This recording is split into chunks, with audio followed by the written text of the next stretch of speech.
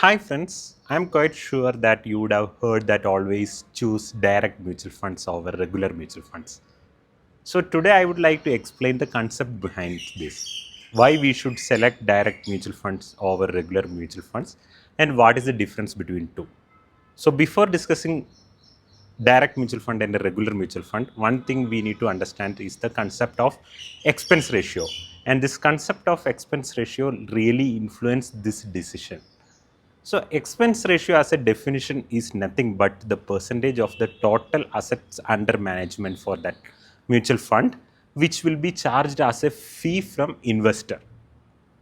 So what we can say, suppose a mutual fund is generating a gross return of say 15% and it has an expense factor of 2%. So effective net return that investor would get is 13%, right? So expense ratio actually take out the return from the investors and actually compensate the fund manager and other fund related expenses. So let's look into what are the different expenses for a mutual fund. So one major expenses would be the fund manager's fee. So suppose X person is actually managing the fund or a team under X person is managing the fund. So it goes into their salaries, their compensation and their bonus and all those things. So that is a fund manager's fee. Another fee that comes from distribution. So as you know, mutual fund goes through different distribution channel, and one of the major distribution channel is nothing but through banks. So if you go to different bank branches, there will be a desk which sells mutual fund. So you'd have to pay some amount to that bank or some of the banking portal which would sell mutual funds. Suppose Nippon Mutual Fund is actually selling mutual funds through HDFC's Invest Now portal. They would be paying HDFC some amount, right? Something of that sort. So this fee is called distribution fee. So this also adds up to expense ratio. Another charge is the securities transaction charges. So these are the inevitable ones whenever the mutual fund portfolio churns, they buy or sell different securities, there will be different security transaction charges that broker would charge.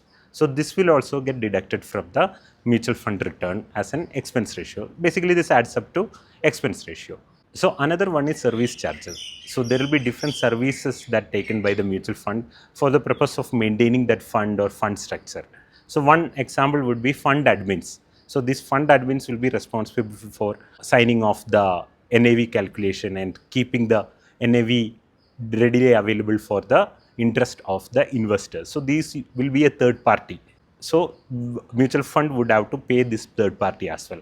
So this also adds up to expense ratio. So all these charges I explained and few other charges which we haven't touched upon adds up to expense ratio, and this expense ratio actually would dictate which mutual fund you need to select based upon the fee charged by the mutual fund.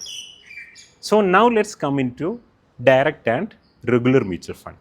So what happens to regular mutual fund? So regular mutual fund, you are actually going through some agent to buy the mutual fund. Suppose I am a mutual fund agent and I am selling you the mutual fund.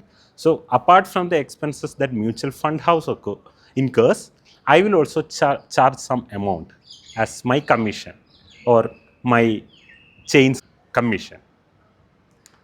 So this commission will also get added to the expense ratio when you actually go for a regular mutual fund. But when you actually directly purchase a mutual fund which is of direct in nature, you don't need to pay this commission. So this commission will not add up to your expense ratio. So now you would have some idea about how the direct mutual fund differs from regular mutual fund. So it's nothing but you are going to the fund house directly and there is no intermediary in between. So you are basically saving upon the commissions, just like you save upon a broker's commission if you purchase a house without a broker.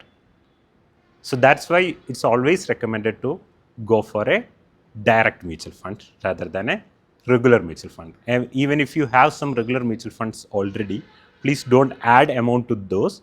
Eventually, you can actually redeem those units and move into a direct mutual fund. Thank you.